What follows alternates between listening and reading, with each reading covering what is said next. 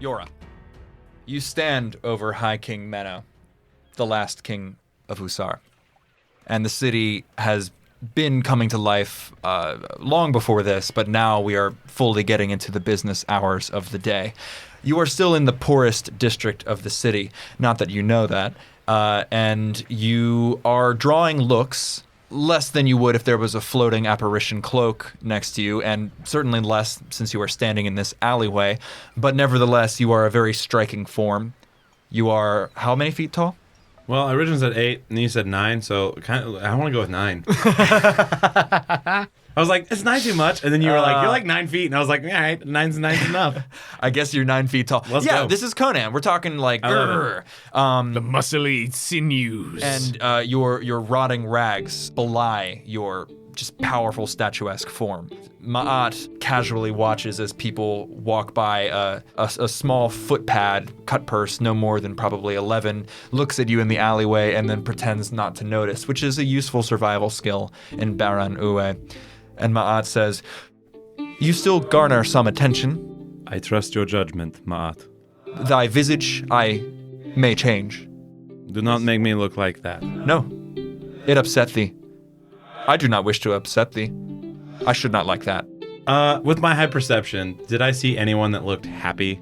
Happy? Yeah, just like... People? Yeah, besides the kids who are probably not. No, not many, like, smiley, happy thing. It's definitely not that kind of culture, and I feel like with that perception, there is definitely like a tension in the air, a feeling of unease and unrest that is to be expected in a city like this where there are dangers everywhere. And certainly most of the things that you notice when you lumber by are, oh my God, she's 9 feet tall. And then the hurried like switching of gazes not to look at you because they don't want to die. I wish to look like him, and I point to the dead king. 'Tis a blasphemy. And then this figure points at you, and you look at as the beggar, healthy though, not in the very poor, sort of almost rotting state. My liege, that was a joke. I understand now. We must bury him far to the north. It is for this reason that I have employed you. How do you propose we get him north? I do not know. I follow the line. I do not arrange for travel. I suppose there are vehicles, such as boats which go on the sea, or perhaps a caravan, horses. I have seen wagons. These things can convey us across vast distances. This I have learned. Should I carry him for now? Yes, I cannot. Oh, I pick him up and carry him. You have a disgusting, like, starting to whilst putrefy. manacled. He's just gonna throw this corpse over her shoulder. That looks just like her. This does not look suspicious. That was another joke. We must find the bastard. Lead on. And Ma'at leads you off into the city of Baran Uwe. Let's cause some mayhem. Just a couple of simple folks. Oh, you don't make it easy on your poor old DM. Thank God for it. MacGowan, the city is on high alert. The screams and yells and orders from whence you came up the avenue in the mercantile district of Baran Uwe ring out and are somehow echoed and matched from various other streets within the city. You hear the clash of blades off to the east. You hear shouts and demands and slamming doors to the south. And everywhere you see the glint of light off of armor and spear points before perhaps ducking into an alleyway to let a contingent of the purple-sashed witch hunters walk by. What do you do? I think that at some point, if I haven't already, depending on how long I've been running around, if anybody's got clothes on the line or anything like that, if there's just an abandoned cloak that I can throw over myself and just have more of a beggarly appearance, obscure my face and my body. I think a beggar walks by with a traveling cloak and asks you for alms, asks you for change. I will give you a piece of gold for that cloak. And he takes it right off and he holds it in his hand, and then he looks down and he says, 2 gold. I just hold up the 1 piece of gold and say, the cloak. Persuasion check. 2 gold. And he gleefully pockets more money than he's made in weeks in exchange for this ratty traveling cloak. Like a year's rations. It is. And you throw it on over yourself. What's your plan? If there are the sounds of soldiers and there are the witch hunters to the east and to the south, you said? Yes. I think the MacGowan is going to try to make his way out of the city to the north. To the north. Yeah. Are you being stealthy in any particular way in addition to the cloak? How are you moving? Definitely trying to stick to alleys and such, if I can obscure myself as much as possible. Yeah, I'm just really trying to keep an eye out as much as I can. Being very cautious as I move. At this point, trying not to draw any more attention to myself. Yeah. I think that if I am in an alley, as I'm going around, I will put up my stony appearance as I've now got the cloak to obscure myself, but if I have to at any point go through a populated area, I'll drop it. But if I am alone and there's nobody bystander-wise to see me, I've got that up as a just-in-case measure. I think you sidle north. Give me a basic dexterity stealth check. 14. 14. I'll keep that in mind. And I think you sort of keep a low profile, much more than skulking in shadows and such. It is just to avoid attention in a pretty, I think, deft way. Yeah. To travel with people to the Altair, like hands together. Yes. You walk in a Just walk particularly placed group of 3 NPCs. And you are beginning to pick your way north. Sneak. That is exactly what sneaking is. That's the way to sneak, baby. That's what sneaking is. You put the newspaper. What is the thing I did as Nikolai? Oh yeah, just put the newspaper in front of my face and just completely disappear. Yep. T-pose. Right, T-pose, float out of existence. I should not like that. And you walk north. And I think you'll find from your blacksmithy up that avenue, you are sort of tending, as most of these roads do, towards the main central plaza where the great temple of Tjem resides. Tjem, was that who Adem was talking about earlier? Tjem. It is the majority religion of this city. Okay. If you want to know anything about the political structure or the religion or whatever questions you might find pertinent, please let me know. And we can either roll a history check or I'll just tell you if it's something you'd already know. Yeah. Tjem, I assume, a very strongly anti-magic deity. It's split. Okay. You're not sure, but there is conflict even within the religion itself. If you want to roll, that would be a religion check specifically. Cool. 13. Certainly the more important information is that there is danger from this religion towards like magic users. But you do remember hearing that there are different factions and they sort of settle on the 2 children of the king, of the bishop of Baron Uwe. King and bishop being sort of interchangeable titles. That would be Prince Uzman and the child whose name you can't remember. Uzman is the witch hunter. Yes, that was what I remember him. I think you've met him once.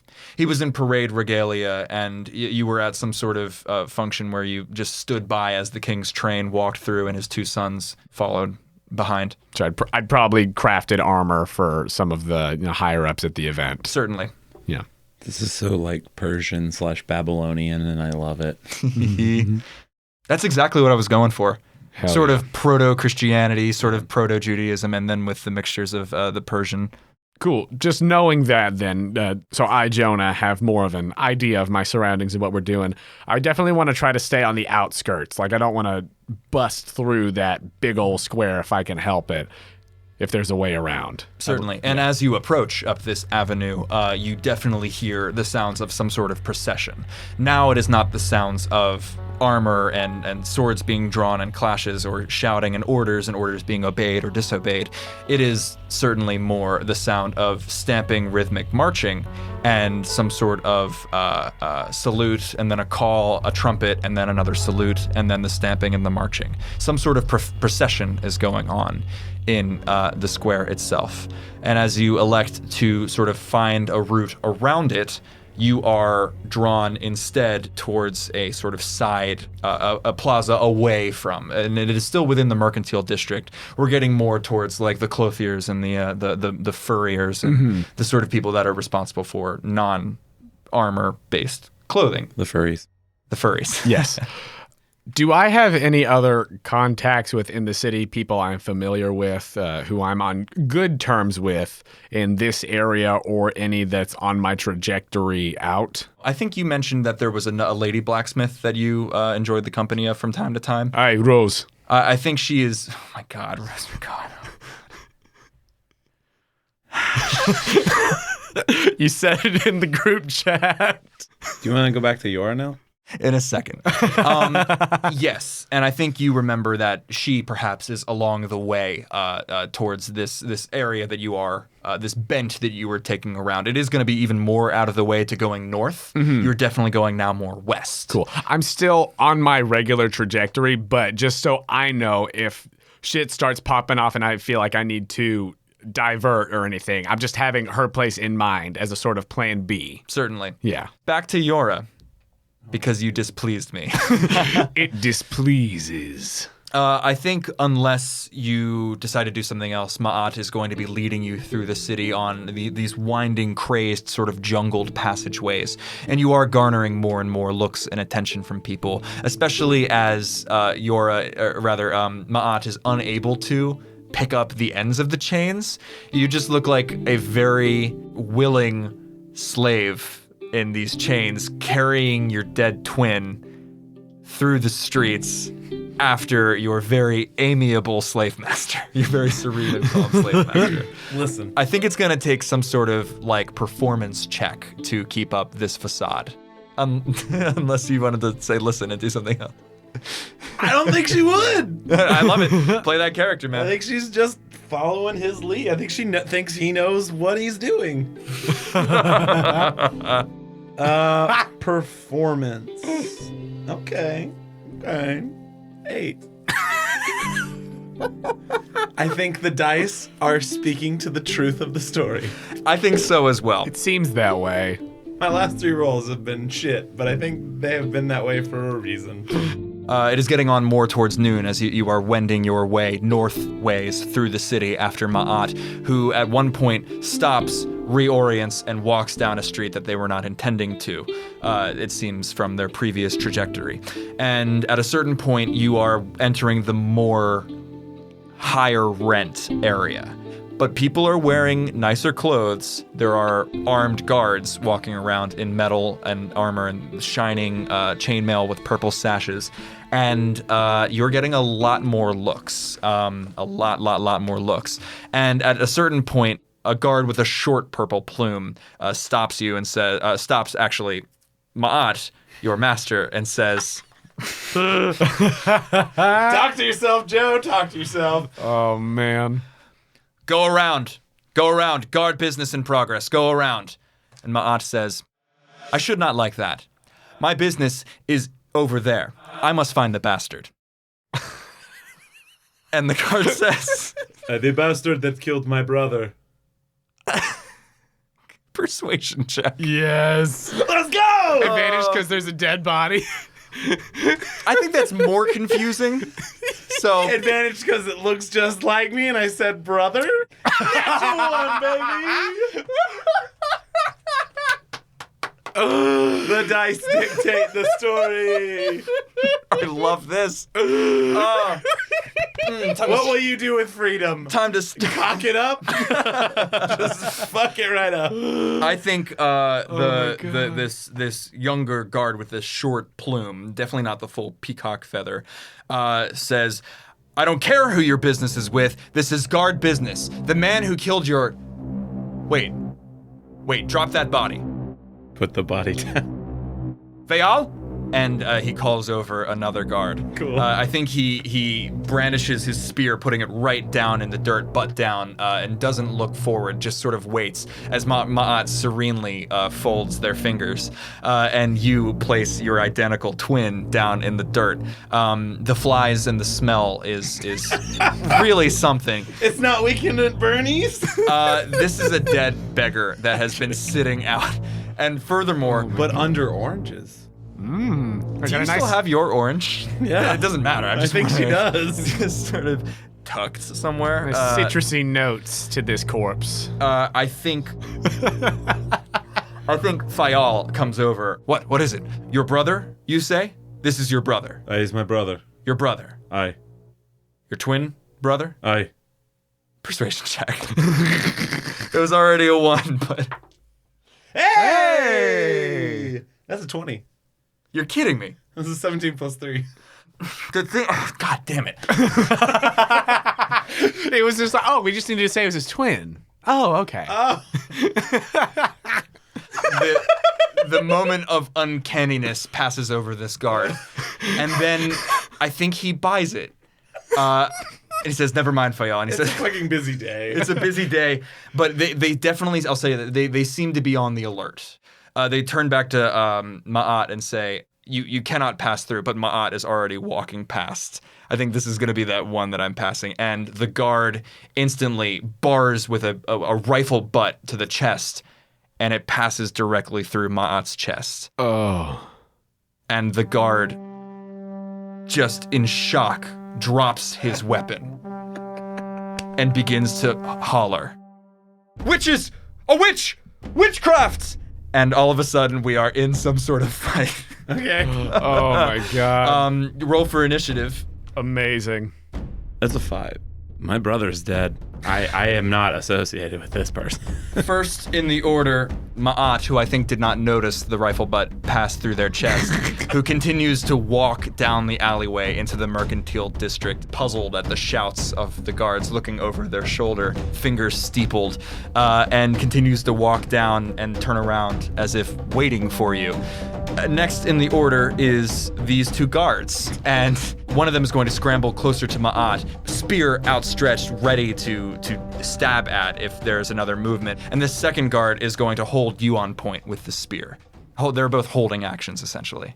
Raise my hands up. I think you just missed. Don't know what that voice was, but I think you missed. I'm just gonna surrender. Ma'at, I was told to not do violence. I should not like this. I have no time for this. I serve the king of Usar, and raises a hand from that steepled thing, and a thin blue light streaks from it towards the guard that is holding you on point. Well, There it is. now we are. You're in it now. Now we're in it. You're in it now. We were in it long before. We're just in a constant state of being in I'm it. officially about to enter it. True. Wink. The sound of dolorous bells fills the air, and the guard that is holding you on point clutches his head and doesn't drop to his knees, but is sort of shunted off to the side, feeling some sort of ringing pain in their ears, letting out a shout. And all of a sudden, the guard that holds Ma'at on point leaps out. And again, the spear passes directly through Ma'at's chest, who says, "I should not like this. Go away. I am on business to the king of Usar." And it is back in the order to you. Quick question. Yes. Are we just in a main street? Yes. Shouts are beginning to ring out as There's people just watching. there are now people beginning to turn their heads in this mercantile, more busy district, and there is definitely more of a commotion now. Less so than blood and explosions, boy, over here, but the fact of bells being heard. There is not the shouts of witchcraft yet. I don't think anybody but the guards have noticed that Ma'at is not corporeal. Cool. Yeah. Then I'm gonna pick up dead king, toss him on my shoulder with my 600-pound push drag lift weight. Okay. Too strong. And my 300-pound carrying capacity. How strong? Too strong. And just start running towards Mott. And I'm gonna dash to him, or just I'm gonna run to him with 40 feet of movement, and then hold my action to dash with him in a direction. The 2 attacks of opportunity that come slashing at your backs as the guard who has been clutching his head spins it around towards your torso, but you are gone, booking it right past. Secondly, the one who was swinging at Ma'at, confused, goes to swing at you, wonders if you are also incorporeal, and just ends up missing straight as you run right past. And you are rushing past these 2 confused, shouting guards towards, it seems, another commotion off to the north. Jonah, I'm bringing a whole party. Don't even worry about it. Hell yeah. As you walk north, towards the northern part of town to leave. You come across a plaza that is all that separates between you and the next main avenue, the next artery north, away from the ceremonial plaza where you heard the marches and orders and salutes.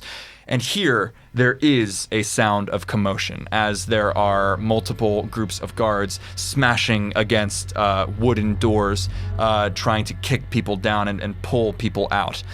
What do you do as you sort of arrive here at the southern end of this plaza? So we're on this lovely map that Joe has made now, listeners. So let me just take a second. So I'm on the southern end of this. I'm still trying to make my way north. And so if I go straight through here, like straight through here is the way out of the city. Yes. Cool. As I come, keeping to the shadows and to the sides and the alleys as much as I can, is there anywhere that I can see that would provide me like a way up to rooftops out of sight? Absolutely. Cool.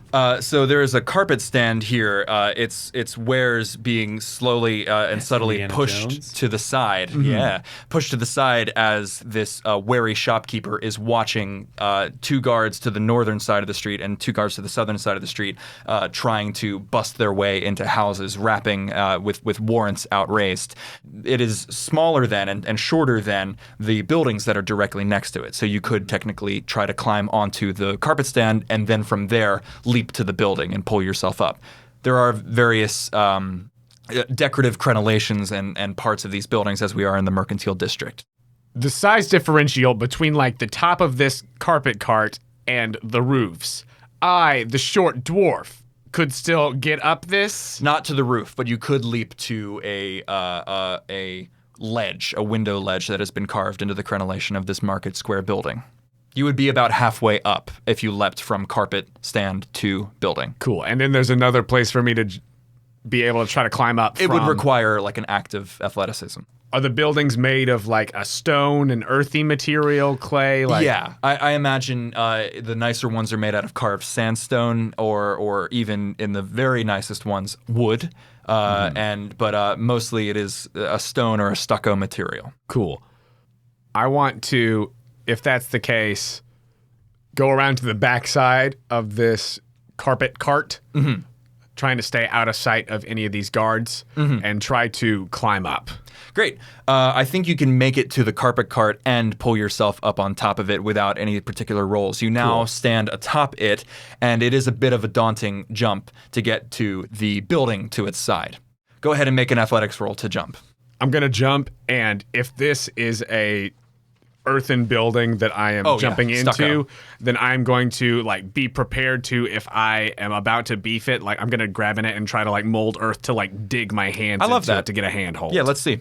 Is it athletics? Yes. 17. Oh, yeah. You easily clear this small space. Toss me! And with an amount of grace, catch yourself on the ledge. Your hand posed to dig deep into the earth of the wall, not necessary. Cool. It might be to climb the remaining 10 or so feet to the rooftop. You hear one of the doors finally kick through. A woman screaming is dragged from her front door as you peek around this corner, calling for help as neighbors and passersby look on, who offer shouts and curses, but no help.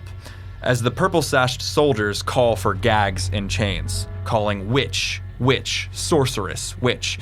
So what do? So there's still some building to climb, and this scene that I've just described is taking place on the street below. Nobody has noticed you. Great. If nobody's noticed me, I am not going to draw attention to myself. If there's a big citywide crackdown, MacGowan is trying to make it out alive. Go ahead and give me an athletics roll if you're going to climb up the rest of the building. 24. Easily. Do you want to use some magic? Or do you just, is that how you imagine it, that you're sort of cupping like handholds for yourself? Or do you just scamper up? I think he just scampers up. At this point, he's only going to use the magic if he has to. For sure. Just in case. And but if he can do it without, then let's do it without. I think you find yourself on the roof of this building, keeping low. It is at this point that Ma'at is pulling you further north, and you are beginning to hear now the sounds of this clamoring on the other end of a dark alleyway. The bastard is very near. He will be required to lay the king of Usar to rest. And you begin to see this scene. This woman being hauled out and the guards calling for gags and chains. The woman is fighting and fighting back. And though the neighbors are looking down from second-story windows and shouting curses at the guards, none of them seem to be working forward to help. But the woman continues to struggle, until finally, frustrated, this guard pulls out his scimitar and with the butt of it cracks her on the head. She falls to the ground, and the soldiers begin to wind chains around her arms and legs and a gag around her mouth. Ma'at is beginning to walk serenely through. I'm just following Mott. And you do. And violence is not new. Mm-hmm. You know, I don't know. Ma'at walks out into the center of the square, and this is why the bastard is required. This specific thing right here. Oh my god. Someone would be like, this is not a good idea. Stops for a second. Are you peeking over the ceiling? I think so, yeah. With the scene that was going on, I think that he would, as he's trying to, if there's any sort of dust or anything, any sort of loose amount of clay, he's trying to put some of that on the cloak, so if he moves forward, he can sort of hopefully blend into the rooftops a little bit more. Interesting, yeah. Self-camo. Self-camo. Yeah, absolutely. And looking over, you see this scene of the woman be knocked unconscious. This man, very serene look, steepled fingers, walks almost directly into the shoulder of the guards, who begin to shout and say, back off, this is temple business. This portly man directly turns and swivels and looks you directly in the eye and says, the bastard, your help is required. And then the explosion hits. This woman is engulfed in flame and cold. The guards are hurled backwards, and Ma'at disappears in front of your eyes. A horrible sound. The woman rises, eyes sightless, blood dripping from her jet black hair where she was hit, mouth working silently beneath the gag, arms in chains reaching to the sky. These two guards call, "Witch! Witch! The guard!" And he is silenced as the woman, as in a dream, claps her hands within her bounds. A gnawing, chewing, chattering, ripping onslaught of noise. The cold intensifies. The heat intensifies. Dust begins to swirl around as every neighbor begins to shut their doors, calling and crying out, hiding from what must be about to come. Oh god.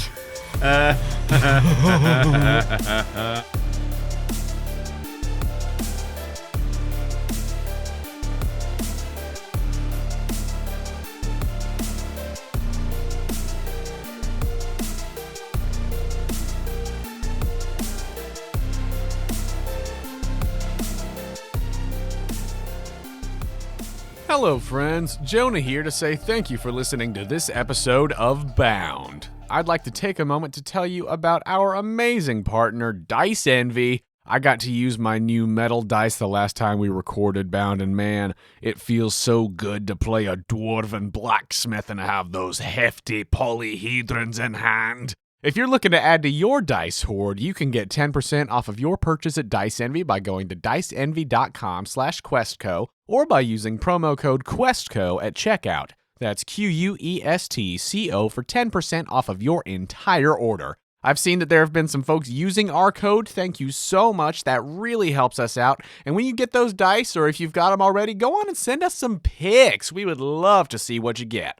If you're a fan of the Quest Company, please do us a favor and go to our page on the Apple Podcasts app or wherever you listen to your podcast and leave us a rating and review. It's a huge help to us, and we read every review that comes in.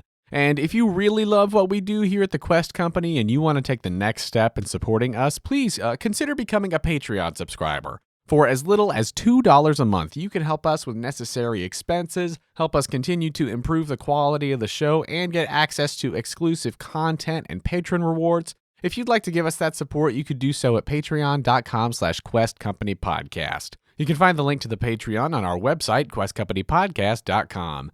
If you'd like to contact us, you could do so directly through our website or by finding us on Instagram and Twitter at The Quest Company. You can also hang out with us in our Discord that we have for both QuestCo and QuestCo Jr. The link to that is on our website and Twitter.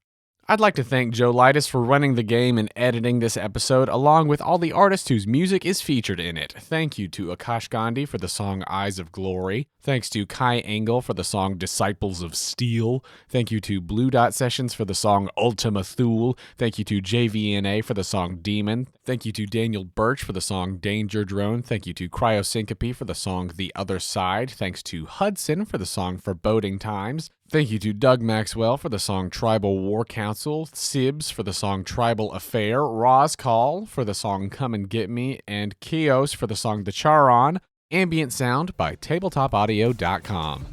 That's all for me, so let's get back to the action. Thank you for joining us here at the Quest Company.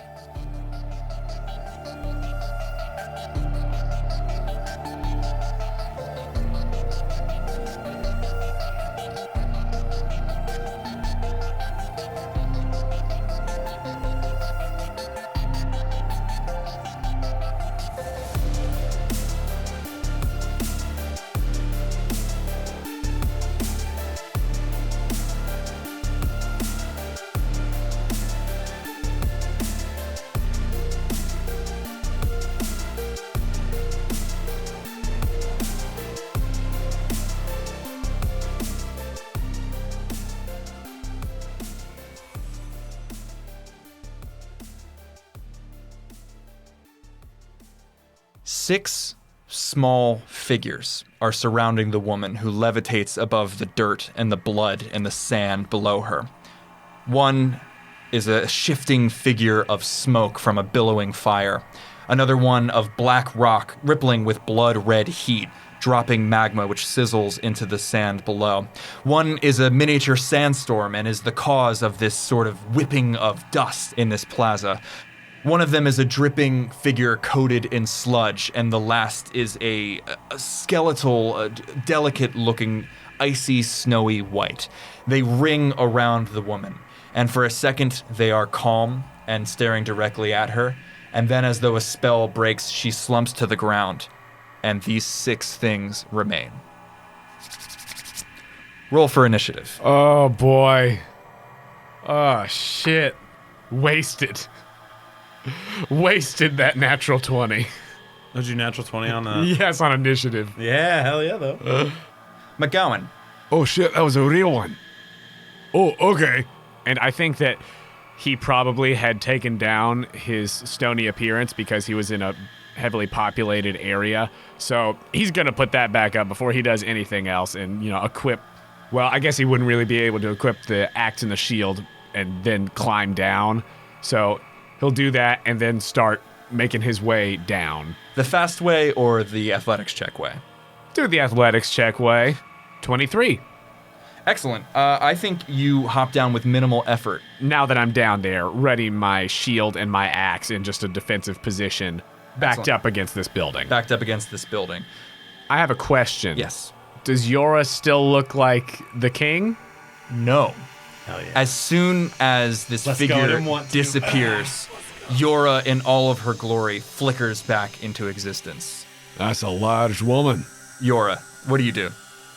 Hither came Jøra, black hair and sullen eyed. Now that Maat is not here, she's, I think, gonna just silently. I suppose I can do violence. The guard that's on the ground here, did he have a weapon?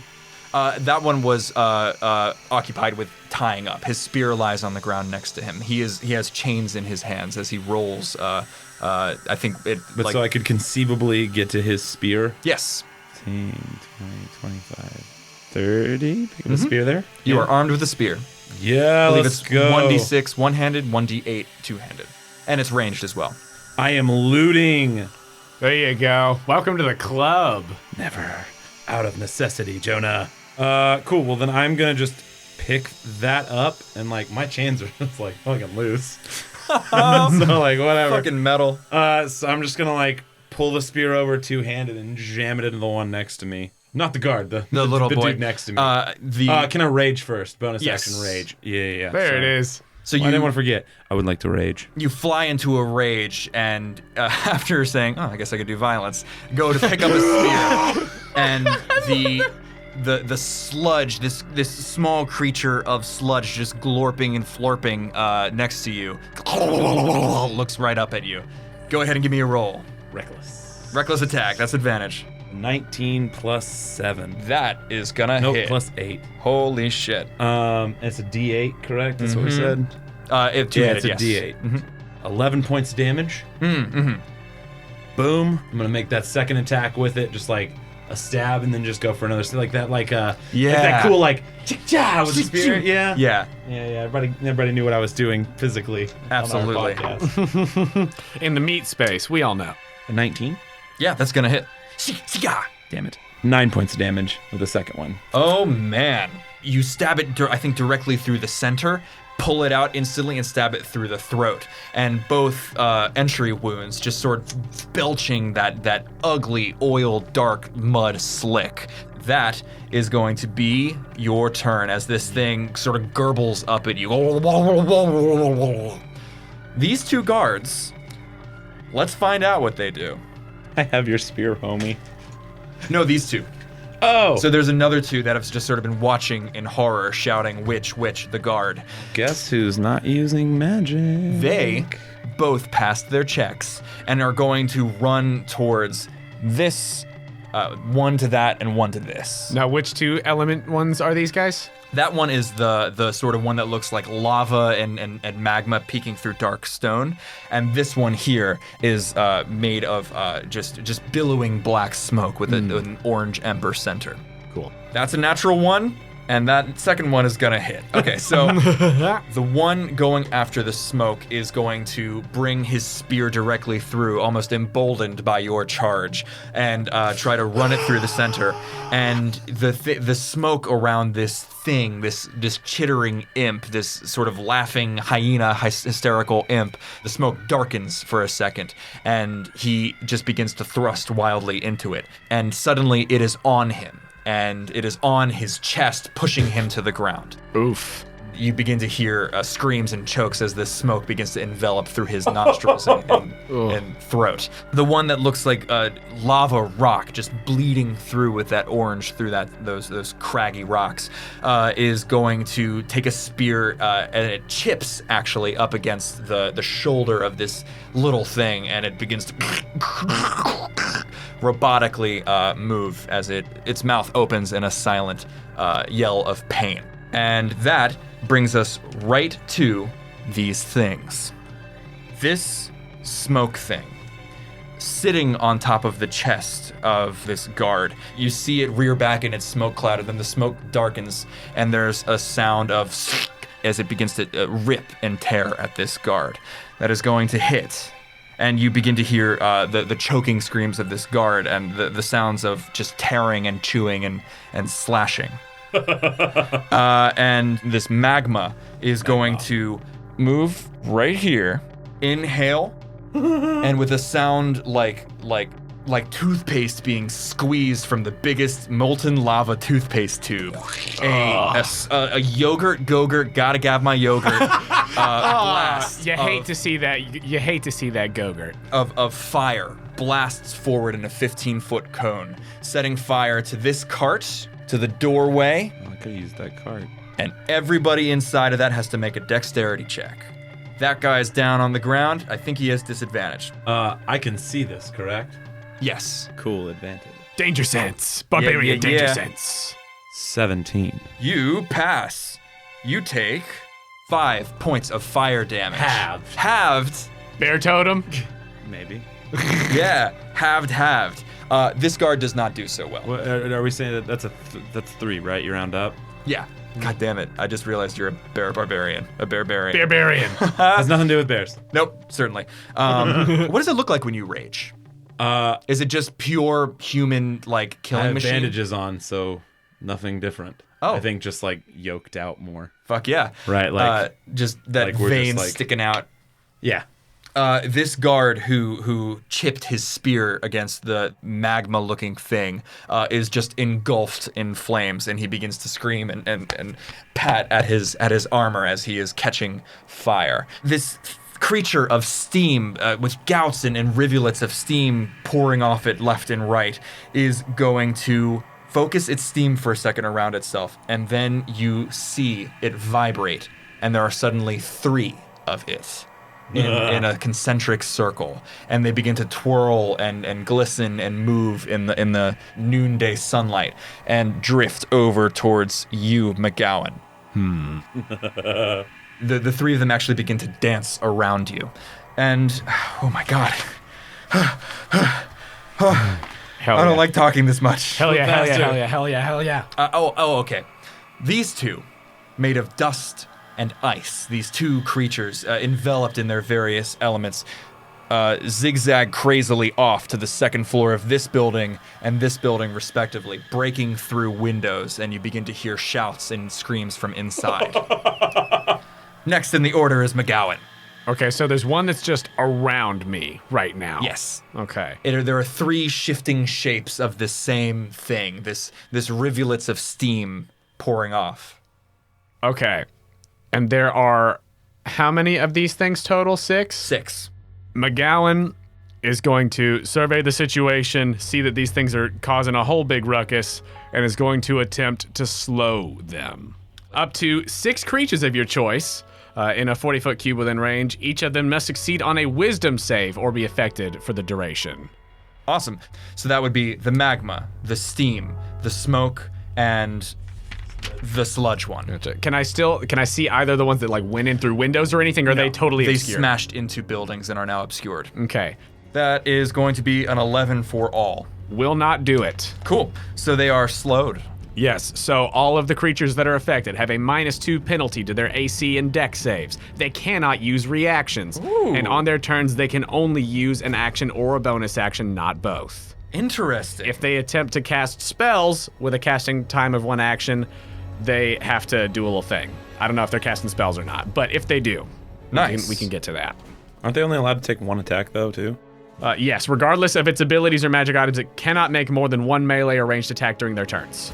Oh, that's awesome. Slow as a 6 spell. Yeah, so Slow and haste. What does this look like as you sort of summon this up from inside of your sorcerer's blood? I think that it is him just trying to assert control and dominance over the elements that these things are made of. He has the power of the mountain. He's trying to bend them to his will, to slow them. Love it. That is exactly what it is. You begin to feel them each in your mind as though they were pieces on a chessboard, and you try to manipulate them all at the same time. And you do for these 4 that you see within this 40-foot cube. Next in the order is going to be... Also, did he get hit by the fire? Yes, he took damage. Oh, cool. Yes. I was just curious. I didn't know if they were like immune to each other. I think the fire injures it, and it sort of begins to, in the same way that the fire got doused by earth, this earth is beginning to assert itself over the fire, gouting out from these wounds and burning this heart sludge. It is beginning to look more and more black and green and all these other colors within this awful oily sheen. And I think it is going to leap directly at your chest and begin to pummel you and sort of try to envelop you with its muddy bunches of oats. Muck! Come on, Muck. That is not gonna do it. 8 to hit? No. How do you keep it at bay? It's trying. Maybe it's coming, and it's just the spear point, like bringing the spear back in front of it and like drawing it off to the side. Off to the side, and you can tell it is addled in some way by this magical spell. Jøra, your turn. I will reckless attack the thing in front of me. That's a natural 20. Oh, roll that damage. Oh, yes. Give me that 8. Give me a good roll. Oh my god. Oh, here there comes Jøra to the 8 doubled 16 plus 2 for rage is 18 plus 5 for strength. It's 23 damage on the first. Pincushion it. What would you like? Oh, I just want to, since I parried it down to the ground, I'm just going to curb stomp it. You curb stomp it. Yes. Just like smack under the bare foot. It bursts underneath your feet. Let's go. Dexterity saving throw. Let's go. Can I see it? Yes. I'm always going to check with that. Danger sets. 21. Oh my god. This heart sludge of all different oily, awful sheen of colors tries to envelop at you, and you feel it actually trying to grab at you. It feels like this mud is attempting to restrain you. But hither come Jøra. Can we just make it a strength thing? Yeah. It's not a dex, it's just like foot out, and you are absolutely unrestrained by this thing. Next in the order is this guard. Hold up, daddy. Oh, that was only right. one attack, Second baby. attack. That was only one attack. Thank you for stopping me. Who's the next closest boy? Probably The Magma guard on the boy. ground and guard. or the magma. Just stomping. Hither come. Boom, boom, boom. Second attack goes to him. Mm-hmm. 16. That is going to hit. Nice. I was like, surely a 16 with a -2 to their AC. 12 damage on the first. Oh my god. And because I critted and or killed something, Oh my Great God. Weapon Master, third attack for bonus action. Oh my god, do it. Yes. That's an 11. It's gonna hit. Yes. Oh, okay. That- I think it dodges it goes to move, but it just moves as though underwater. Yeah. Go ahead and roll that damage. Hell yeah. 13. 13 damage? Yeah. How do you pincushion this one? Just curb stomped. We're gonna just run at it. First spear thrust like hits to the ground, and then it's like moving slower, and we're just gonna staple it into the ground and break the spear off into the ground, and I lose my spear. Dexterity saving throw. Let's go! Can I see it? Yes, you can. Natural 20. Hell yes. Hither cometh Jøra. Hither come. 3 fire damage as this thing bursts in a fiery nova. So 2 fire. That is 2 fire damage, and now these 2 guards make the same I'm throw. gonna kill the guards. They both fail. Oh my god. Well, that's on them for not being strong. Right. This It's really one- their own fault. Already coated in fire, trying to pat it out, almost gets one out, and then is just enveloped in with the flame. flames of this explosion, and my falls to the ground, screaming, unable to pat himself out, just rolling and rolling and rolling in the muck until he stops rolling. Oh, so he's done skis. Yeah, that one. Well, Rip. This one underneath the smoke method, who technically my kill as well, so I'm gonna take him. the smoke thing, and this guy who you just hear the sounds of ripping and tearing as it sits upon its chest.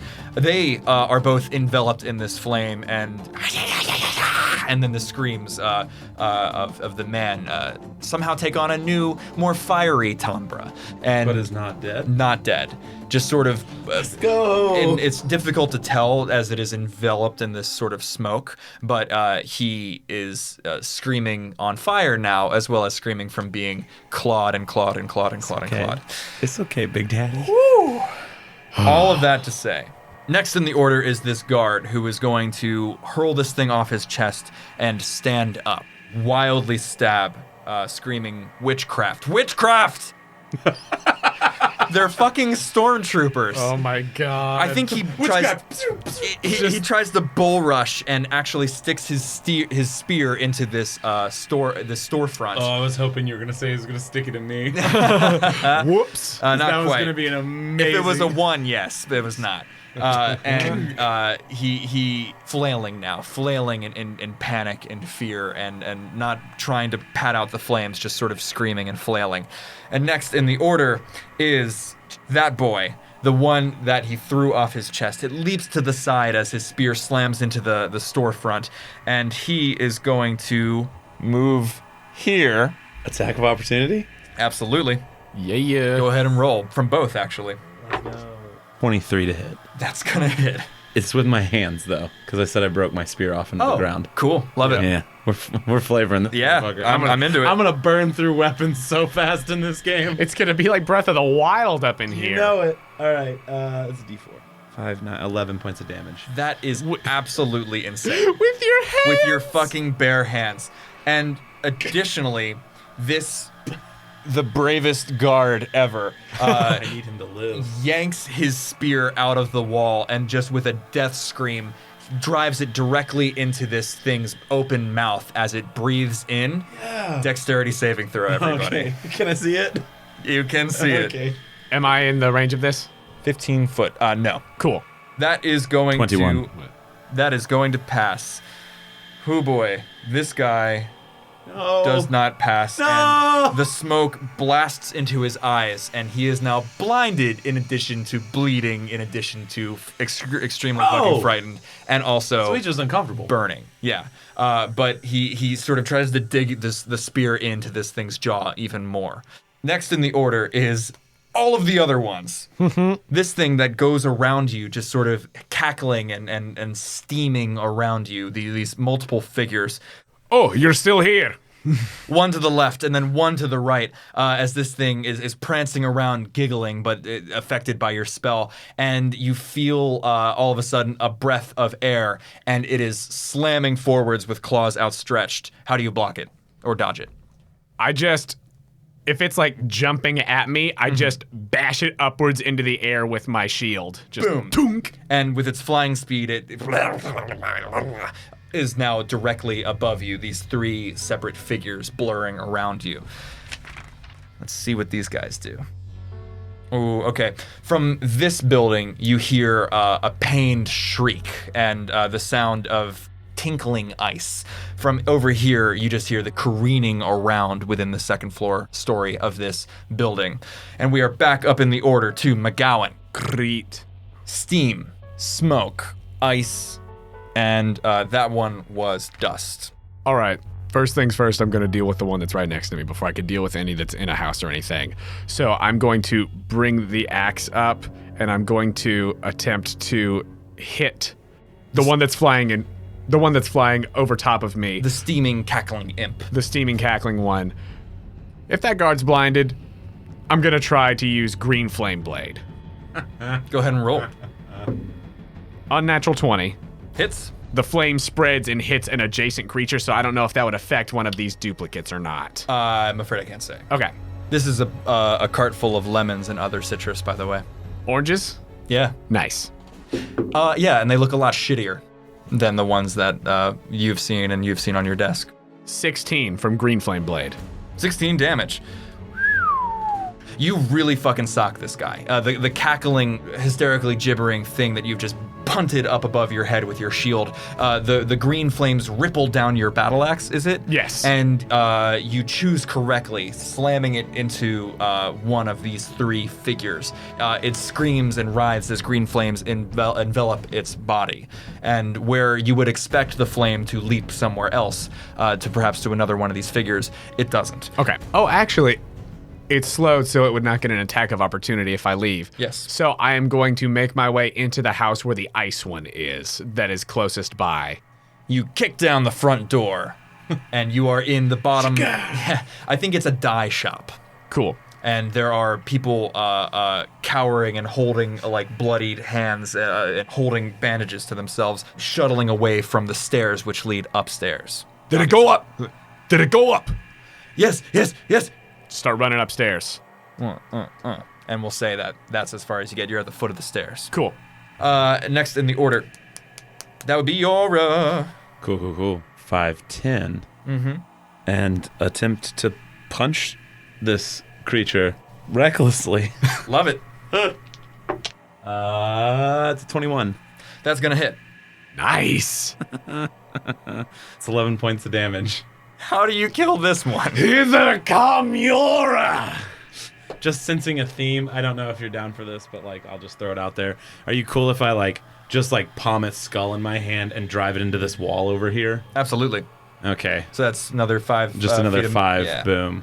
And instantly it bursts into a cloud of smoke. Oh no, he's in it. Heavily obscured. He's also blind. Oh, cool. Awesome. And that is the end of that one, as it doesn't even have the ability to speak as you pick it up by its skull and then just fucking brain it against this wall. It explodes into smoke, dispersing tarry black smoke everywhere in this 10-foot radius. What do? You still have Cool. both action, attacks and movement, I believe. Yeah, that's a problem though. I can see the dude that's on fire next to me, right? It is completely obscured. This is like darkness. It's just you are in a cloud of smoke. He's not just constant Where did I Wilhelm go? scream running around ablaze.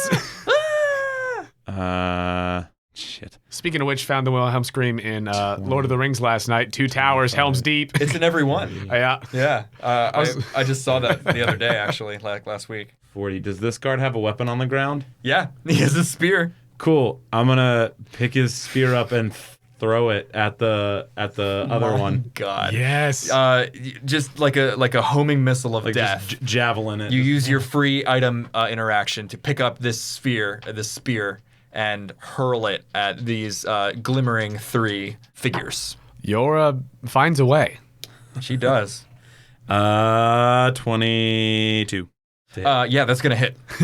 Cool. This is it's the same that I've been punching. So 11 points of damage. Yes. You've taken 2 turns and killed 2 of these things. I think you just fucking bullseye it out of the air, and in a second, the blinking of the other 2 figures blinks out as you choose the correct figure and nail it to this wall. Let's go. Is the dude next to me dead? No. Okay, cool. I think he's groaning and unconscious. He was right near the elemental Wake up and explosion. see this cool shit, bro. No, you're good. You can slap him awake. No. The woman is also groaning and unconscious. This guy's fucking dead. Did you see this shit? Oh, can I? Since I have a bonus action still, can I try and wake him up with a bonus action, or is it an action? Yeah, I think so. Yeah, why not? I'm just gonna kneel down and try and get another slap person him. in the fight. Medicine roll. Reckless? I'm just kidding. The medicine of hitting. Hey, not bad. 17. I think you slap him and his eyes go Please from no. I don't want to uncussed snap his neck. to still like really fucking unfocused, but he's awake and he begins immediately Get up, there's work to be done.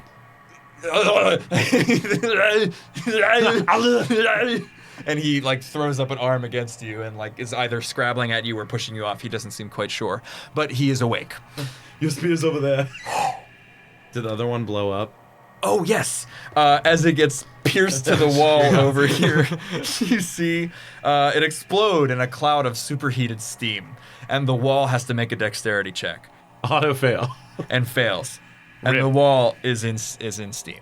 Oh, cool. Upstairs, you hear again this thing's mad gibberings, and the tinkling of ice from upstairs. And you hear a scream not of pain, but of anticipation, and then a young boy comes barreling down the stairs right past you, shards of ice in his neck and arms, just sort of pushing past you and falling on the ground next to you.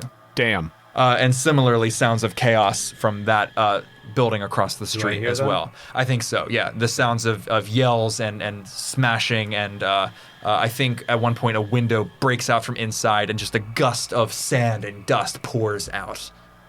What do you do, MacGowan? You're at the foot of these stairs in this dye's shop. I'm going to run up the stairs to try to get after this ice creature. I think you see another young boy hiding under a table as this ice creature dances and just madly cackles, rivulets of ice falling all around it. What do you do? Don't fucking rat me out, boy.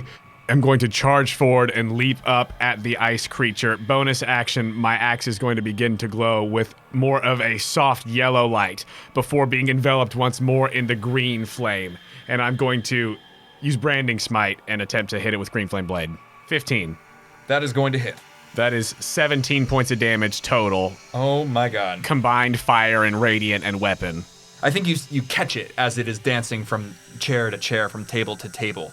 You send it spinning, and this combination of green flame and radiant light burns into this ice skin, and literal drops of icicles and shards begin to melt upon contact as it goes screaming off, whizzing into a wall. Great. Next in the order is going to be Jøra. So I've heard chaos from both directions. Fruit cart. That's fruits? Mm-hmm. Can I just barrel through it? Give me an athletics check. No. 20. God. What, do you flip it? You tell me. I just assume I would like to travel in a direct line, and there happens to be a citrus cart in the way. There does. I have rolled a 20 on athletics. Can I just middle linebacker plow through this thing? Absolutely. It's just like, Just- we can throw it some, but just- we're just going through. Fruit flying everywhere. The smell of citrus, usually not that good. Some of it going rotten as you blast through. On my way in the building, can I grab the spear out of the wall? Yeah, sure. Item interaction. In the building. It is an empty lower floor. Okay, but I hear anything from upstairs? Chaos, and I think the whipping of winds. Cool. I would like to use my action to dash to the upstairs and hopefully get in range of the other one of these creatures. An elderly couple. I think this is a tailor's shop, and they are sort of holding themselves in a closet as this thing careens around the room. Sand just whipping in a horrible dust devil inside.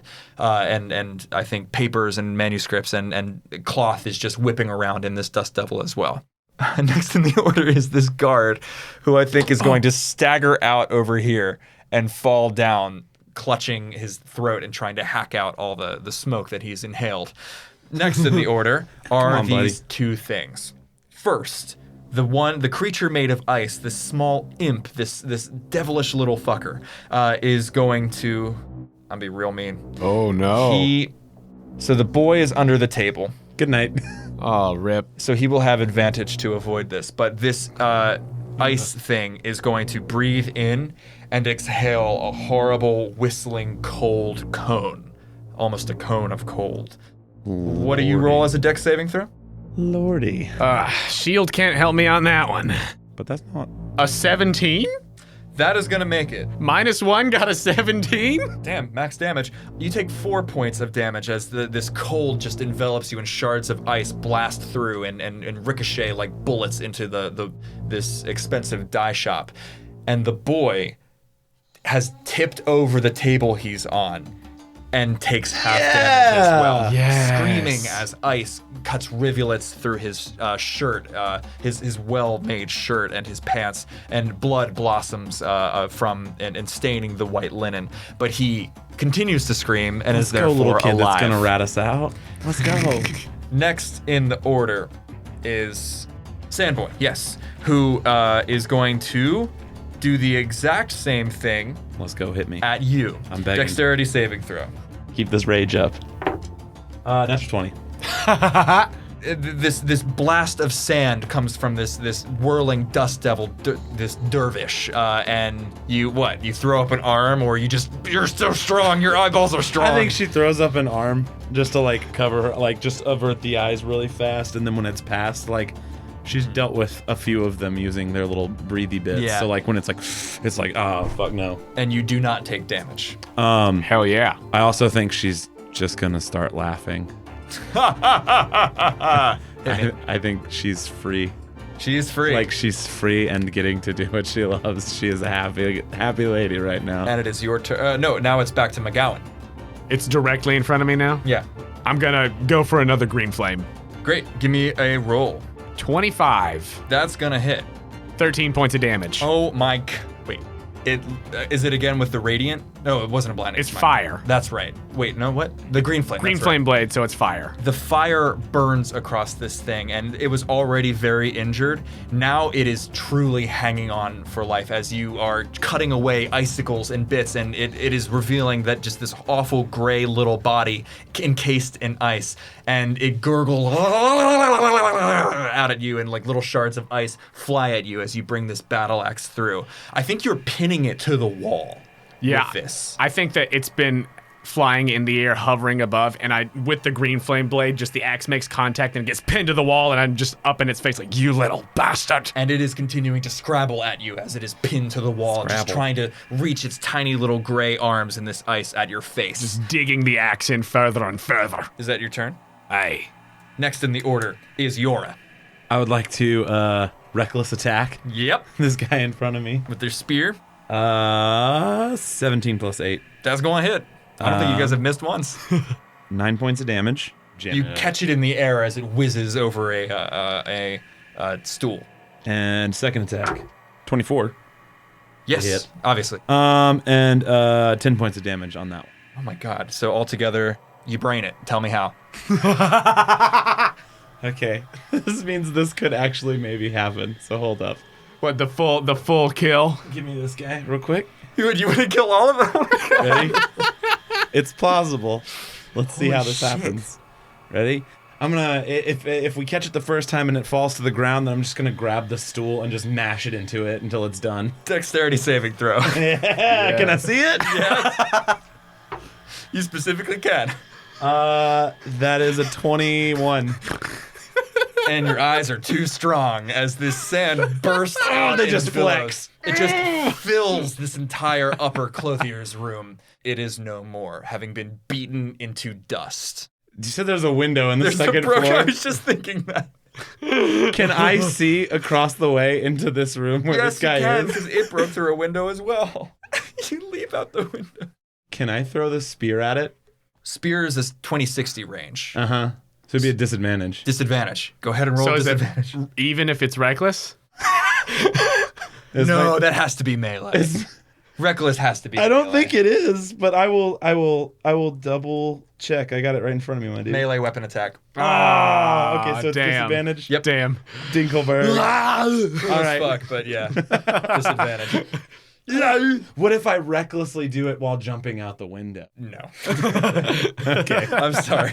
That's cool. I just, I really want this to happen, but disadvantage. Because he didn't get slowed. It's not going to happen. It's a 10 to hit.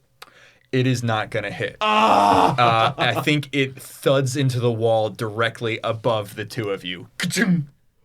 Oh! Or can I go out the window? Yep. Hey, do you want acrobatics or athletics? Or? I rolled fall damage if you want. 1. Okay, cool. Halved. I'm gonna do like that roll. Yeah. But it's a 9-foot person roll. Yep. You take 1 damage. You walk over the man. Bodies are double. Right. That one is alive. Oh, and he's awake actually. So Yeah, I woke him up. And now that it's your turn, he stands up after you trample him. I help him up. You help him up, and he is leaning against the cart.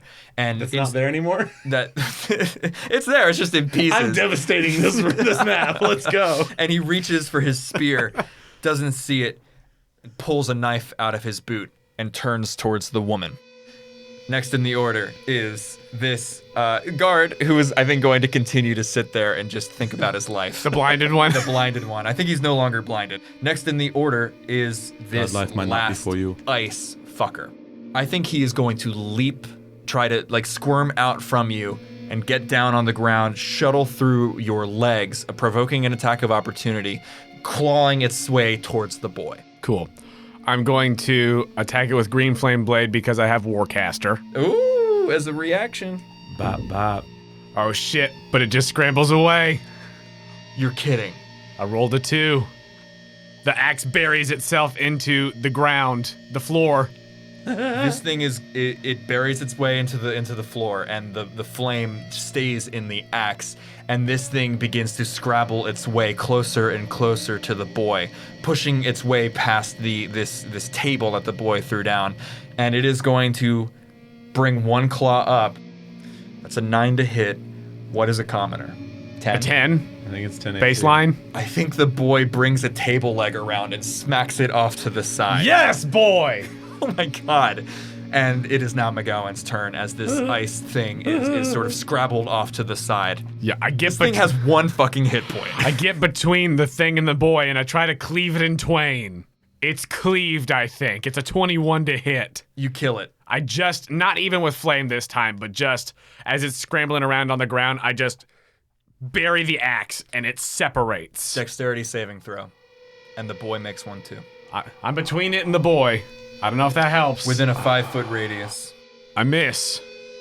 It's a 3. You missed your dex save. I missed my deck save. This explosion of cold envelops the entire room in frost. And in this 5-foot radius, the cold is extremely biting, it's extremely piercing as shards of ice pulse out from this awful gray little body and into you for 8 points of ice damage. And also, the boy. No. He is bleeding. He's taken one directly to the center mass. Though this act of heroism has pushed the ice thing away, he is dying. And in the street, Ma'at reappears and says, "The bastard, we shall require him." Where is the bastard? I've scooped up the boy and I'm running down the stairs with him like, he needs help! The boy needs help! The bastard. We require your assistance. Why are you carrying that carcass? He's not a carcass yet, but he's bleeding out. I'm trying to help this child. You wish to save this boy. Yes. You do not wish to give him burial rites. I wish to save his life. Ma'at makes a simple gesture with its hand, and an orange appears where a hand would be. Give to him this. And calm down, bastard. There is much to do before the day ends. just grabs the orange and tries to, like, give it to the boy if he's not responding or whatever. It's frantic and it's desperate. He's not a healer of any kind. He has no idea. And if nobody else is doing anything... The pitiful, small coughs of wet blood pouring from this boy's chest. It's gonna be all right. It's gonna be all right. As you squeeze this orange juice, just pulp the flesh and pour it into the boy's mouth, he calms. And you see the wound knit shut. Are you finished? Because, bastard, we must bury your rightful king. He's not even paying, like, it's all on the boy right now. Like, seeing the wounds close up, I think that Ma just is white noise to him in this moment, and he just brushes some of the hair out of the boy's face and he says, I'm sorry. I was trying to protect you, and I'm sorry.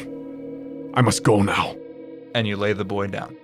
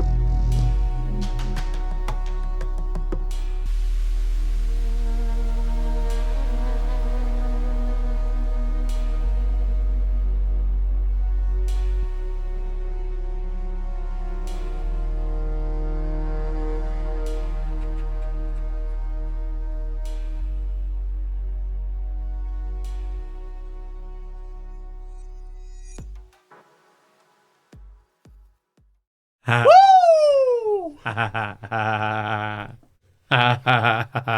love my aunt. Me too. I love my art.